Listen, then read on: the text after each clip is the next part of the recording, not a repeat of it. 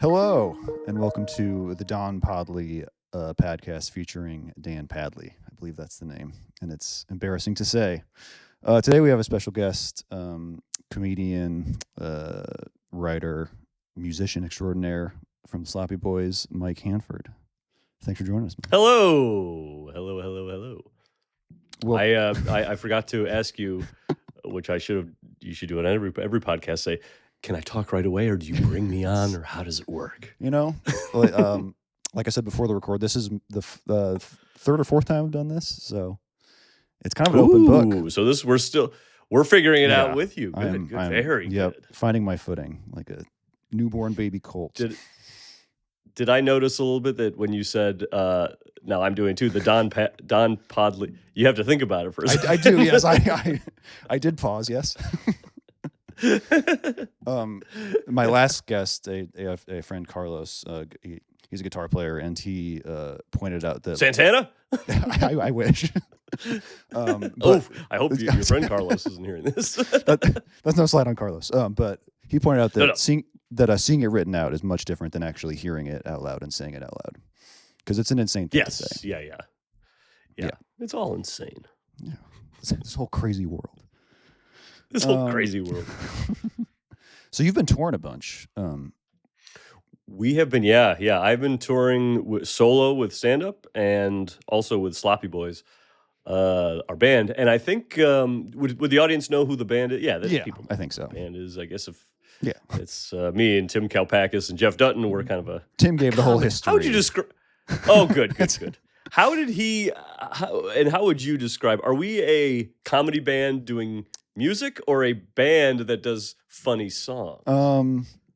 We gotta figure that. I think my first question to Tim was, "Are you guys a podcast or a band?" And he said, "Band, for sure." Yes, that is which because I've had trouble just happens explaining it to people. Yeah, I would say you're a band. It's kind of confusing. A band that does funny songs.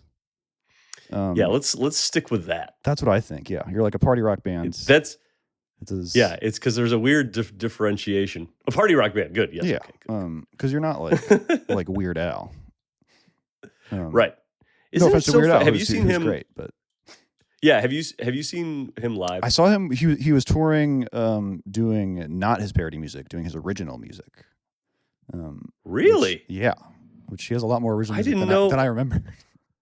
Yeah, I guess like if you're thinking of the albums, they can't all be parody songs. Well, that's interesting. I saw him once in L.A. and he was doing the parody songs, and he would do like completely the different looks and change outfits and stuff. But between during the costume changes, up on the screens they play like references to him or him in movies and you're just like, this guy is all over like U.S. culture. Oh, he's such an American-made thing. It's so interesting, and you're like, wow, this is a long career and super nice dude. I worked with him a little bit on Comedy Bang Bang. And he's like seemingly like universally liked. He's like one of those guys. Universally liked and just the nicest guy, and almost like you're like, wow, this is great. This is very rare. It's very heartwarming. Yeah. It's nice. It's nice. So when you're touring stand-up versus band stuff, do you fall into similar patterns when you're on the road?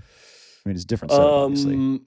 You mean like strumming patterns? Yeah. Yeah, I don't really have many strumming patterns when I'm doing stand-up. I have a few. Yes, no, the thing that I have fallen into that I kind of like is almost like you can't not do this, when you're touring, is really like pulling back the touristy stuff. Mm-hmm. Like I was in Nashville doing stand up, and then I knew I was going to be there like a month or two later with the Sloppy Boys, and it was the beginning of the tour, so we get there a day early just for flights in case flights get canceled. So I was like, you know what, I'm going to do that with them. That'll be great. And here I am in this party city on a Friday night. I'm going back to my hotel bar and going to bed. You sort of realize like you can't do much in the way of like staying an extra day without like being like, well, now I'm lost money. Now I'm paying to travel, paying to tour. It's a half business trip. Yes, exactly. With the bands. With with stand up, do you do Yes. like sound checks at all? Because I know like band sound checks obviously are more involved, more moving parts. Or do you just show up like I just show up and I tell whoever the managing, whoever's managing that night, like, hey, I'll be there like 15 minutes before the show starts, like that type of thing. And I don't like getting there too early, and when there's nothing to do. yeah. Uh, I understand with like sloppy boys and music, you have to sound check early because in case something doesn't work, there needs to be time to figure that out. But the time between sound check or for stand up getting there and waiting around is like so brutal. Oh yeah. It sucks. I've played with Jimmy Pardo a couple times when he comes through Yeah. Iowa. And the first time I played with him, I think he showed up like 5 minutes before the show, and it was like, oh yeah, Mhm. that must be nice to do that because. Yeah, but just like all I need is whatever microphone you have. Yes, yeah, and I will hear myself talk. We played this theater this theater in name only in Cedar Rapids. It's like a big ballroom with. We did it a couple years ago. It's awful sound. There was like I was like leaning in the whole time trying to hear what he was saying. And so this next time I was like, hey, can I get a monitor just so I can hear what's going on? Yeah, that is. We've realized that too with Sloppy Boys touring when we do the podcast. Oh It's yeah, like, or when I've toured with Comedy Bang Bang as well. It's like if you can't hear people up there, you're just like, oh man, it feels so weird. Like, wow, you're 5 feet away from me and I can't hear you, and I feel like lost in a really weird way. And it's not like timing is important in comedy either. So no. Or music. Yeah. Well, yeah. Time is fluid in music. The timing, the structure. Dan, I'll let you finish that one. Nasty man. How did you get into music? Or when did you start playing music? Well, I played music. I mean, I got into liking music just the way every kid finds bands and likes whatever. And then their older brother gets them into Phish, and that's what they do for the rest of their life. But in terms of playing, I was one of these, kids in high school who's like, yeah, now I want to do some music stuff. I got a guitar and like plunked around on it, did one music lesson where the guy told me like, he's like, what's your favorite band? I was like, Phish. And he's like, man, I got all these kids coming in here wanting to play Phish and Metallica, and that is hard stuff. So I was just like, from the get-go, being told like, well, it's going to be tough. And I was like, oh. You should maybe give that. Which I'm still, if I meet, any type of resistance, I'm done. Yeah, I recently picked up a new guitar student, and yeah, I was explaining to him like, yeah, practicing stuff you're bad at is hard and sucks. Yeah, but yeah. It is worth I'm realizing like to break through. As I'm getting older too, it's like, oh yeah, you like get better at something or get in shape by doing like the tiniest things every day. And it's like, oh yeah. Yeah. That constant reminder is like, oh, god damn, that's the fucking, I knew that. Yeah.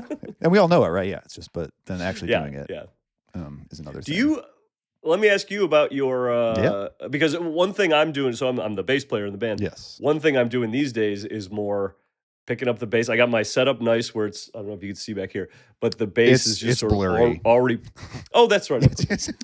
God, who knows how to turn that off? I can't see a damn thing back there. Well, I got a bass and a guitar up there. I can see the outline of it. I can. Yeah, you can hear that. You can probably hear it too. Boom, boom, boom, boom, boom. But I've got my everything plugged in, so it's just like switching stuff on, which that's good. Yeah, that's for huge. me a huge like. That's so pathetic. It took me a while. Yeah, it's crazy. To keep guitars like out of cases. It's just like it's there, so I can grab it. Yep, in the case under the bed is like never gonna get touched. Yeah, but I've been just putting it on and putting on like tracks, those like jam tracks with no bass, and finding out like having a little sheet of how scale like. Major scale, minor scale, and just like playing along with it and feeling like, hey man, I'm a fucking musician, man. Musicians work on their music every day. I love this for you, Mike. It's great. The driving force is not getting that Padley stare down that I'm so used to getting. It's all with love. It's because I want the best for you. No, I know. It's wonderful. It's always great seeing you there at the shows. And anytime I see you in a show, I know I get to be a little hands-free with Yuppie Man. That stage dive the first time was, man. Unexpected for me. Unexpected and without a hitch. Went off without a hitch. That was perfect. Yeah, those sturdy Milwaukee folks. It's yes, yeah, I know. Because you kind of ate shit in Brooklyn, right? Oh yeah, I went right down. I well, looking back at the tape. You guys watch film after every show, right? Yeah. No, this is somebody. It's probably. I'm sure we posted on the Sloppy Boys Instagram, and but it was like somebody had a really great angle. I didn't announce to the audience clear enough that like, hey, I'm coming. So it just kind of was like, here we go. And some people saw, and it was just like I went up, turned so I could land on my back and landed on like right on my tailbone on the cement. And the video looked painful. It's rough. It's real rough. It was one of those moments where I'm like knocking on wood so many times. I'm like, boy, that could have fucking been real bad. Like, how much of the show was left after that? Oh yeah. Probably like 5 more songs. Okay. 6 more songs. Yeah. But it was definitely like getting this. Yeah. And some songs with singing, so it was like, like knock the wind out of me, and just as this bruise was forming on my like tailbone, I was like, I can't move my back. Like, I can't move my lower back without pain. So singing was like very still. And then I remember that show. Some dude in the front row really I was wearing Jordans, Michael Jordan, like old 90s ones. And he was like, I like those. So we like switched shoes as I was playing. Like he was wearing these big, rough, not rough, big biker boots. I've seen you switch clothes with a lot of people. Leather biker boots. Yeah, I don't know. I don't play bass very well, so I need to have other flourishes happening. How did you end up as the bass player? That is a good question. I think because you guys play everything too. I mean, you do a fair amount of swapping. Yeah, we swap. I don't know how it all came down to be that I was the bass player. Don't know. I really don't. Drew the short just kind of as we were. I think it's probably because as when we were the Sloppy Boys, just doing cover bands at friends' parties and cover songs. I think it's because I was singing more of the songs than Jeff. Maybe Tim was singing. Tim and I kind of sing pretty equal amount, I think. But yeah, I think Jeff wasn't singing as much, so he was back on the drums, and it just kind of fell in that way. I was very impressed with your drumming at the Chicago show that I was at. Thank you. The most recent time. I like getting back there. You were cutting loose. It's I like every once in a while I get a nice little fill going in a nice flow state. Yeah. And then you play piano too, right? Well, I have a piano, but that's more just like looking at how chords are formed and being like, oh yeah, that sounds neat. Did you play on what's that last tune on Sonic Ranch? Making a Movie? That is Making a Movie. That is that was me. But it was nice. just ding, ding, ding, ding. I mean, yeah. It was funny because Money Mark was like, laying out some really interesting stuff. Mm-hmm. We were like, yeah. Let me see. Well, that I definitely could not play, and you're just it's too good. Like it needs to be don't. And it's funny, like telling a real honest to goodness musician who's thought about music his whole life and theory and stuff, and like. Well, the thing is, it's got to be dumber. You got to understand. You're trying too hard, Money Mark. And he didn't fight us or anything, but it was just a funny way telling a real boss dude. Oh, so what I was going to say is when you get up in the morning and it's practice time, what is your routine? Like what's the length and like? So I don't really have like just scales, or you. But back when I was like in school practicing more regularly, because I these days my practicing is more like if I have a specific gig coming up. Like I play in a big band sometimes called the Iowa Jazz Composers Orchestra, and that's like pretty hard music often. And like those gigs, it's like all right, I need to like spend a couple weeks before the show like really digging in and learning these tunes. And that's just like reading the music and practicing the tunes. But like when I was in school, and just learning guitar in general. It was like arpeggio exercises, just like some of that's for musicality and some of that's just for getting your fingers warmed up too. I've noticed that too. I'm trying to keep this my middle finger down. Yep. Tim always gets mad at me when I use my pinky.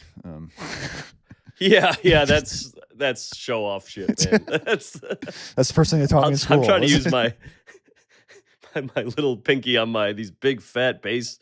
Well, bass is hard. Barely, I barely keep it on there. I played bass in middle school, so I started guitar in 6th grade, and then for some reason jumped to electric bass in 7th grade and played that throughout middle school.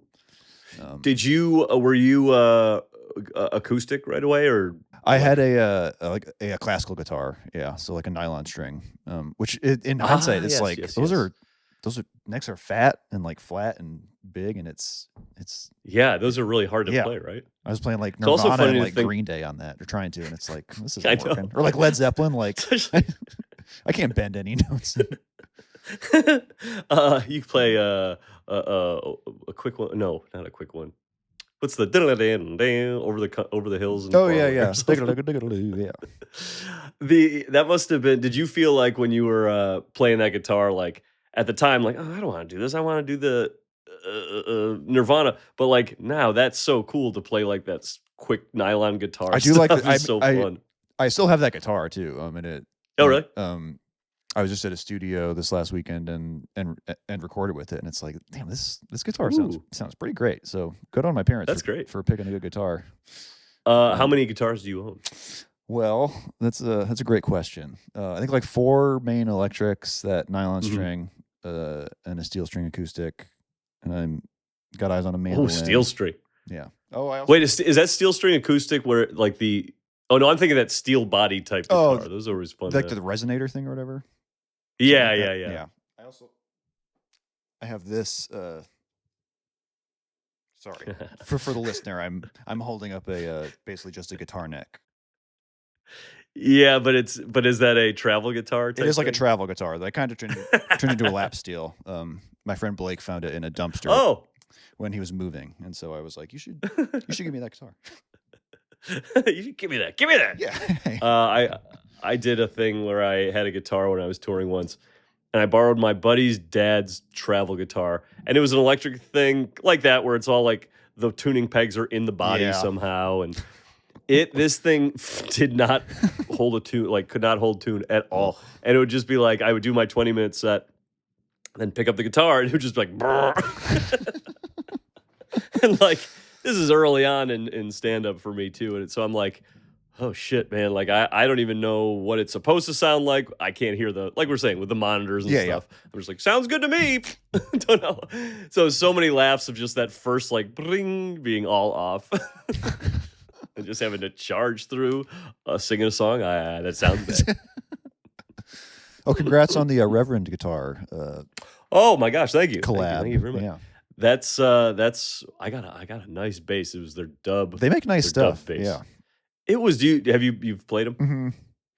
It's I got a short scale little sparkly purple short scale bass that is really fun. Hollow body. That's what yeah.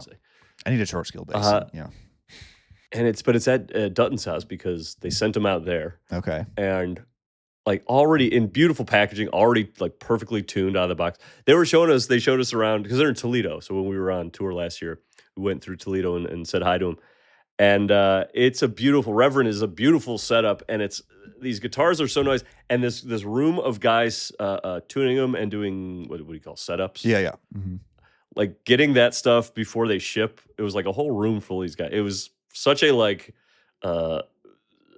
detailed, like it's so cool. Yeah. What am I trying to say? Detailed thing. A well-oiled machine. Yes. But anyway, so they sent him to Jeff's, and the bass is out there because it doesn't travel well without getting a case. It's like $5,000. Yeah. Like the soft case it came in, the semi-soft case would have like bent. It just wouldn't be good. Yeah. So we got to figure that out. But it's so nice playing a fucking new. Oh yeah. Nice, like it's tight. Everything sounds good. Woo!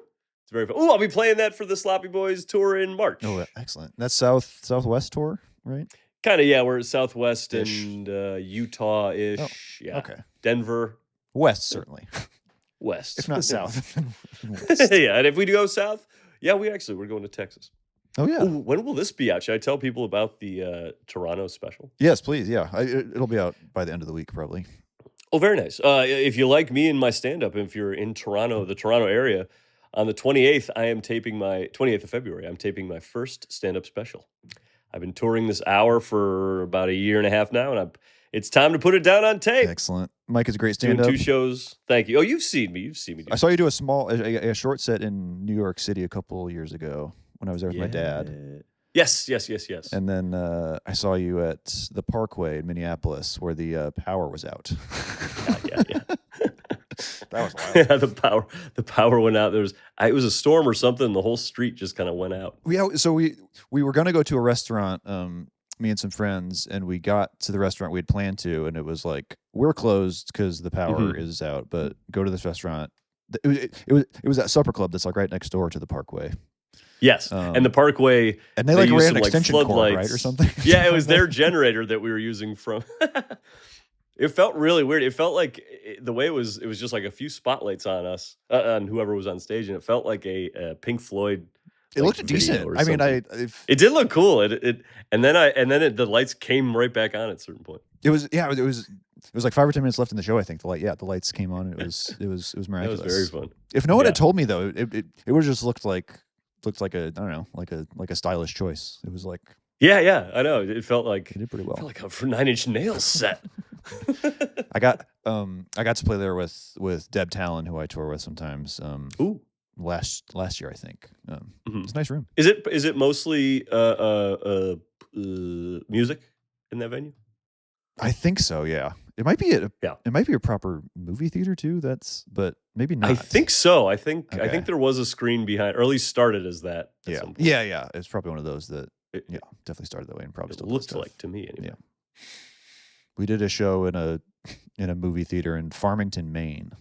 Which was like a movie theater straight out of like the early 2000s, and it was a very strange experience. Yeah, like that style, like carpeting and stuff. Yes. We were hanging out up in the green room, which was like the projector booth in the office up there. Yeah. And they had boxes of 35 millimeter film trailers from from between like 97 and like 2003. It was a fascinating time capsule. And that's cool. And I got too chicken to steal any, but they had like the Phantom Menace. They had all the Star Wars like re-releases too. That is really cool. Like fan merch or whatever. What am I trying to say? Collectible. I could have stopped the movies up there too. They were just running. I could have. There's like touchscreen stuff. They're not running a tight ship there up in Farmington. You should have slipped in the didn't the Tyler Durden slipped in the porno moment. I'm always carrying porno to slip into. Yeah. Little 35 millimeter bits of, or you have them on a thumb drive, I guess these days. Yeah, I know. Isn't that crazy? The way things are going. The way things are going, you have to put porno on a thumb drive now if you want to put it into a movie. And and then my iCloud's full. I'm getting notifications all the time about that. So do you have a favorite instrument to play out of all that you play? Guitar? Is that where you started? I think it is bass now because I understand it more. Like there's something it's like powerful too. Sorry, yeah. It's powerful, and it's like I'm having a fun time getting better at that, and like little fills and knowing my way, like playing the notes sounding good rather than just like hitting a note or hitting a note with some like musicality to it. Yes. That's been the fun thing for me has been like I didn't grow up like as a musician, so this has been kind of a fun little like, hey, I am a musician now after years and years of playing this bass Absolutely. to the lowest quality you could. but it is fun, like especially as a in my midlife, being like, oh, I got a fun new thing to do. Yeah, I can do this thing. I can do this damn thing. And boy, you can buy gear for a year, couldn't you? Yeah, there's too much gear out there. Last year I had to put a moratorium on pedals. It was like buying them? No more pedal buying. Or it's like a 1 in 1 out policy. Oh, how many when your normal setup, like how many do you have? Like main board, it's like 8, I think, 8 or 9. But that includes like a tuner too, which is not that exciting. Yeah. That feels like that's. But you gotta have it. You have some pedals. You got it. I'm a pedal guy now. I've got a Big Muff, Qtron, And I've got this other thing. Where is it? It's called a Canyon, maybe. Oh, it's like a bunch of reverb and echo delay? and stuff. Yeah. Cool. I just haven't gotten. I just recently got my head around the Qtron, and that's very fun now. That's like the filtery thing. Yeah, it's like Cool. it's an envelope, I think. Oh yeah. If I'm getting that right. Yeah. I think what I really need to do is like learn what it's doing to the sound waves, and then I can understand what is happening, what I'm supposed to be doing with these pedals. Yes. It's Twist like, knob. this one makes a cool good. noise. Really, it is like that. And that's why I kind of gave up on the Qtron for a second, because I was like, I'm only looking at this thing and have access to this thing while I'm like on stage warming, like doing sound checks. I was like, whatever, just get rid of this fucking I've done thing that. Yeah, I've done that before too, where you get something and it's like, oh yeah, I maybe should have looked at this a tiny bit before I got on stage. Yeah. But the Canyon thing is that just needs to be worked on. Yeah. There's bass. Myself to that a little more. Bass and like delay and reverb can be a little bit difficult sometimes. Yeah, I think that's what as I was playing around with it when I first got it, I was like, this doesn't really fit into too many. Or it gets like muddy fast. Yeah, if you're playing low, it's like. Or the song has to be like written to that. Yes, yeah. Or the bass part. Yeah, otherwise you're just a like wall, trying out new shit on sound. Yeah. Are you still learning Phish tunes these days? No. Those have that ship never has been. sailed. That ship has sailed. I'm really only just learning our own songs. You guys used to cover Susie Greenberg, right? We did, yeah. We did Susie Greenberg a couple times, and that was. I mean, when you think about it, or if you're hearing this, you're like, "Whoa, that's got some interesting parts," and they can jam that out. It was just the basic chords and the basic bass and the lyrics. That was the big part of it, doing the lyrics. That was the only way you'd know it was Susie Greenberg. Yeah. Are you a Phish fan? I forget. I am a Phish fan, yeah. You are, okay. I was big into them in like late high school and college. Kind of had, and then kind of drifted away a little bit, but then I've recently kind of been dipping my toes back in. I was considering going to the Sphere in April. A couple friends are going. It's very cool. It's. Are you going back this April? I might. I need to see what my schedule's like, and if anyone wants to go. It's tough getting people out to a Phish concert, and then I know that all too well. Vegas. Yeah. Yeah. Hey, want to go to a town a lot of people don't like being in? To see a band a lot of people don't like either. Yeah, exactly. In a venue that is the fucking cutting edge of live entertainment. Because you went like 3 years ago, something like that? I went, yeah. Tim and I saw Phish there when they did their first thing. Yeah, that was probably 3 years ago now.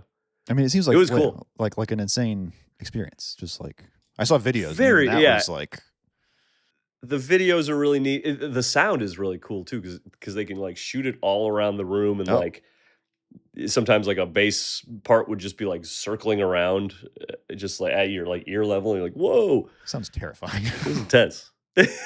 Well, that's the thing. Like, there were a bunch of people I think freaking out, right? Like videos of guys just being like freaking out on acid, be like, fuck. Yeah, that seems like the wrong place. My big takeaway though was we got good seats down in sort of the 100 levels. My takeaway was get on up to the 200 or 300s, because you can kind of see the whole screen. Like, it's seeing the band, or at least for Phish, wasn't the like draw at all. Oh, like you didn't need to see any of that stuff. How many seats does that hold? Oh boy! Like that is a question for Mr. Wikipedia. Yes, I'm it's sure I'm huge. pressing it's you huge. so hard on this. Yeah. Okay, gotcha. No, it's very huge. It's not like a basketball arena kind of thing. A little guy. Yeah. Okay, gotcha. For like the most the tiniest D3 college in the world. Yes. No, I'm kidding. For the biggest D1 college in the world, in the universe. Do you have any favorite venues that the Sloppy Boys have played? Oh yeah, we've had some venues. Let me try to think. For the last place we played in Philly, which I can't.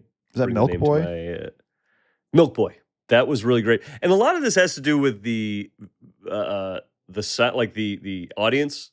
That was just a great show. Yeah. And also the sound person just being so like knowing their gear, and also being nice, very welcoming and nice. Like, just like, oh yeah, I think I can do that. And I know how to do that. Not just like, Yes. I don't know. Yeah, not all sound people are created equal. God Yeah, bless which them, we, but we've had bad people before, and you're just kind of like, man, I know this isn't gonna sound good on stage, but we've gone through it 30 times. I or don't you know what do the sound, else to tell you. or you do the sound check and then it sounds completely different when you step on stage. I've been Yeah, there before. that and it's like, oh man, did you turn everything down, or is it just because every people are in here? Or Yeah, I mean, yeah, what's the deal? there's some of that with the bodies in there, but it's still Mhm. sometimes it's just like this is completely different. Like, Yeah, and the big thing I'm like I'm saying with the pedals and stuff, I'm getting it now, but like early on, I didn't even know what I was listening for. I'd be yeah, like, I don't know, I can hear it. I can, I I know can, that. I think I can hear it. there is a sound coming out. I know that. Yeah. It's got to be. Columbus on this last tour this past year was a very fun venue. Again, I'm The blanking on the Roomba name of that one. Cafe. That sounds I about played right. both those spots It was years funny. ago. Yeah, I played Yeah, those the Roomba Cafe. The stage was kind in of like in the 2019. corner. Yeah, it's a weird it's a weird shaped stage. I Yeah. recall. And there's like that green room like Um, upstairs. yes. Yeah. It was almost like Mhm. in a house. It felt like. Yeah. Chicago is always a great time. You've seen us in Chicago. Beat Kitchen was Beat awesome. That Kitchen. was our Yeah. New Year's. That was so Oh, pro. New And Year's that was Reggie's Rock Club. Right? Reggie's Rock Club. That's right. Beat Kitchen is. Oh, I also love Beat Kitchen. They're super nice and they sound good too. And then you guys have been Boy, playing there's a lot of good spots. IO too.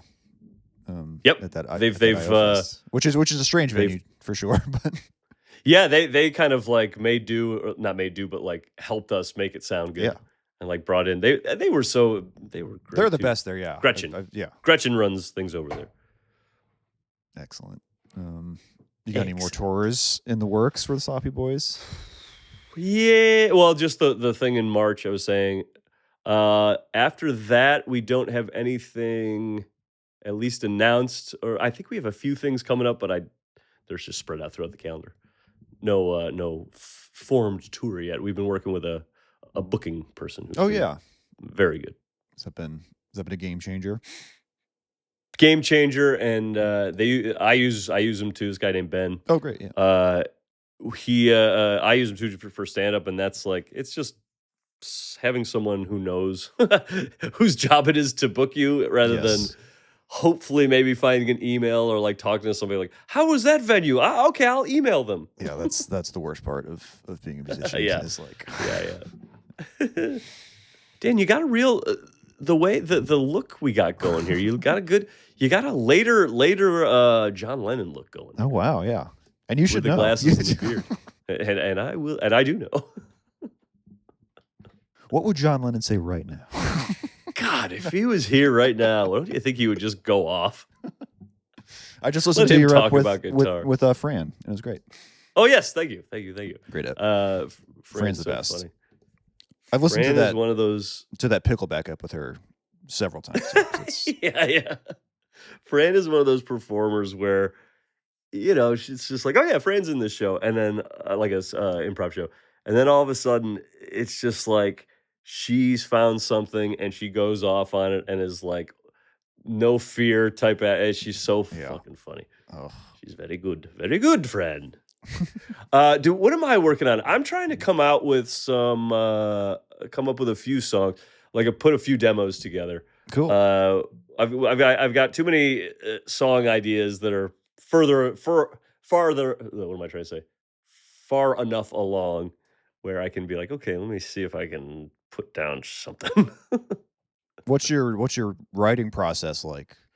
Is it just like recording voice memos and stuff, and are you like writing like voice chord charts memos? out and things? No. Usually it's like just doing that for myself for bass. I'm just doing the lyrics and then putting the chord up top. Gotcha. Almost looks like tab in a way. Yeah. Or not tab, just a chord. Yeah, just What chord do you chart. call that? I think it's just a chord chart. Yeah.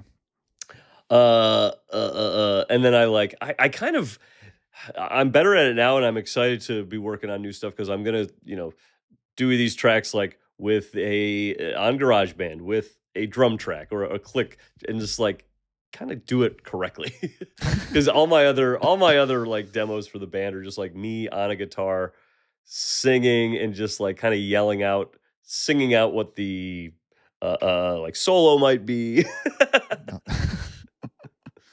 I do love your songs though, because they are unorthodox, like form wise a lot, which is great.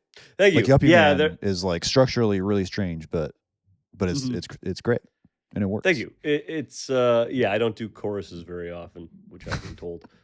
I don't really know how music works or knew how music works when I was writing those. So it was just kind of like when I was done with an idea, that's when the chorus ends after 4 verses for some reason, and then 1. It's very freeing in some way though, where it's just like, oh yeah, yes, good. Because it doesn't have to be anything. You know, I've always been saying I've been doing been doing a lecture tour. I've been talking about how music fits into our lives. Here we go. This is the hour, right? It's here we go. Yeah. The hour could be this. It could be me talking about music. You wheel out the podium, and it's a very serious discussion about the state of the arts. Yeah, asking the audience if they want to say anything, but really relying on the audience to talk a lot about music. Guys, I got an hour to fill, guys. Do you have anything interesting to say about music? It's like on the collegiate academic level, not just like what songs you like. So outside of Phish, growing up, who were your other like musical influences, or do you have any like bass player influences? You know what? I almost had to like reverse engineer that something like for that question because I listened to more bass or music with bass in it before I even knew what was happening. But I like as I'm paying attention, I like Tina Weymouth a lot. It's fun, and I think she plays a short scale Mustang Fender, which is what my other bass is. And yeah, as when I got this bass, I was like, ooh, let me see who's used this one before. And I think she did. And I was just watching videos of her specifically. I was like, oh man, these are really interesting bass lines. And I do like these songs, I think, because of the bass lines. Yeah. I feel like a good bass line can just like sink into a song sometimes, and you don't always realize it. Yeah, and some songs where you're like, like the bass line is the hook, and you're like, oh whoa, I didn't even realize that was a bass. Yeah. So it's fun. I like playing when I watch that one little Bootsy Collins clip that floats around online. It's like funk is on the 1, so you just hit the 1, and it's like when you play that stuff, like if you put a funk bass track on, it's so fun and so easy to sound funkier than you are. I feel like you and Jeff at the Reggie's New Year's Eve show did a nice little funk jam, if I recall. Ooh. That was a long time ago, though. Yeah, you were pretty funked out yourself, from what I heard. I was over. Padley ate the whole sheet, man. Thank you again for having me come up for Yuppie Man, though, as always. Yes. We should blow that out more and have you like play more bars and like really lean into it. I mean, we've got a good guitar player holding a reverend. You wrote the perfect solo. It's short solo. I've learned how to play that on the E string, the small E string now, so I don't have to search for the solo on the string. Excellent. Always my big problem is going from the low area to the close area. We call that the close to the body area. That's where all the solo gets done. It's going to be a lifelong learner, I think. Yeah, I think so. All right. Well, I think that's going to about wind us down here. Anything else to plug? Let's wrap it up. Yeah, let's get the old guitars out. Yeah, there we go. I want to be that's the level I want to be at that level where if someone's like, hey, do you want to? Oh, you got a guitar? You got 2 guitars? Yeah, let's play them. I want to be able to know where the fuck we are in the jam, man. That was fun. So my uncle. No, I just want to my uncle kind of got me started playing guitar, and so we would just like sit and play when I was just starting out, and it was like, there's like nothing better than that. It's great. That's cool. Uncle John's band, man.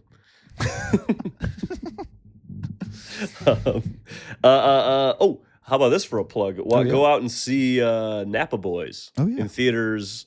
I think it's first starting in mid-February or late February, and then it'll be out in theaters more. But that is Mike Mitchell is in that. We got Armin Weitzman and Bugman himself directing. It was really fun. I have a little tiny part in it. That's why I bring it up. It was so fun. And I watched it with, it was up at the Toronto Film Festival. Oh, nice. See it in theaters, folks. It was a fucking wild theater experience. Very fun. Always see a movie in the theater if you can. That's my Always see a advice. movie in the theater. I think you're right. You should also listen to the Sloppy Boys podcast. Yes. Everywhere you find podcasts, and then you have Patreon as well, where you do the better episodes on Wednesdays. Better episodes on there. We get away from the cocktail drinking and get into more specific. We pinpointed specific areas of the adult American experience. What's the next blowout coming out? If you can give let's see. Exclusive. The next one that's coming out is I just listened to it the other day to quality. It is so funny when we put these things out because you'll like this one. It's Horniest Song is the next one. But you know, that's probably as we're doing this is coming out like because you're like days. a week. Yeah. Mm-hmm. But it's we record them and then I'm listening to them to quality check them and then we're recording other ones. So I'm always like, what the fuck one is coming out next? Yeah. Well, I know. Yeah, when I'm recording something, it is in and out of my brain like that. It's just like I don't remember what's going on. Yes. But no, it's Horniest Song where we debate and talk about what the horniest song is. It was sort of attached to our Valentine's Day. Oh, right. Yes. Because in our minds, Valentine's Day is for nudity and sex. Yes, and to you too. Happy Valentine's Day. May Cupid's arrow be plucked from his quiver and sent directly into your butt cheek. And to you, good sir. And hopefully your crush is in front of you, and you see your crush, and they also have a arrow into their butt. A matching arrow. Yes. Just kill my mic anytime you want. I know you want to get out of here. All right. Thanks so much, Mike. It's been a pleasure. Thanks to you all for listening. And I forget how to end it, so I think I just say goodbye.